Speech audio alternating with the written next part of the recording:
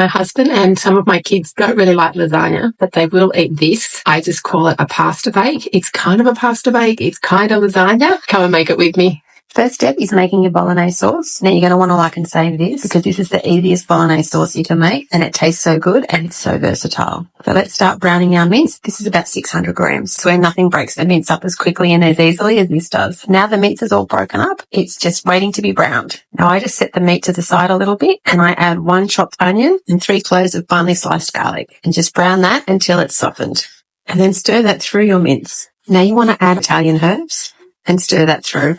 1 tin of crushed tomatoes and a jar of passata sauce. And last but not least, 2 tablespoons of balsamic vinegar. Now you do need to salt and pepper this to taste and stir everything through and let it sit. I do add a can of water to this now because you need the bolognese to be very saucy. In order for your pasta to now my bolognese tastes delicious and I'm pretty happy with the amount of sauce that's there. It's ready to start building. So you want to get your rigatoni pasta and lay it out in a tray like this. You can use your cake pan, a square dish, whatever you've got. And then simply pour your mince into the shells. That's why it's important that you use my handy little kitchen gadget to have your mince as fine as possible so it fits through the holes. When all the shells seem full, gently bang your dish on your bench to make sure all the bolognese is soaked deep into your tray. Now all the bolognese is laid out over the pasta. It's time to make some white sauce to go over the top. Grab your saucepan and add 1 tablespoon of butter. Then when the butter's melted, you want to add 1 tablespoon of plain flour. Then mix that together till it's like a paste and then start adding whichever milk you prefer. Sorry, I didn't measure this, but this is probably about a cup of milk. And then while it's on the heat, continue to stir and it will thicken up. If you're easily distracted like I am and your sauce does get a little bit clumpy together, remove your saucepan from the heat and add a little bit more milk. Continue to stir it and it should smooth back out. When it's nice and smooth, return it to the heat and continue to stir until it's nice and thick like this. And then simply pour over the top of your pasta and bolognese sauce, spreading it out evenly across the top.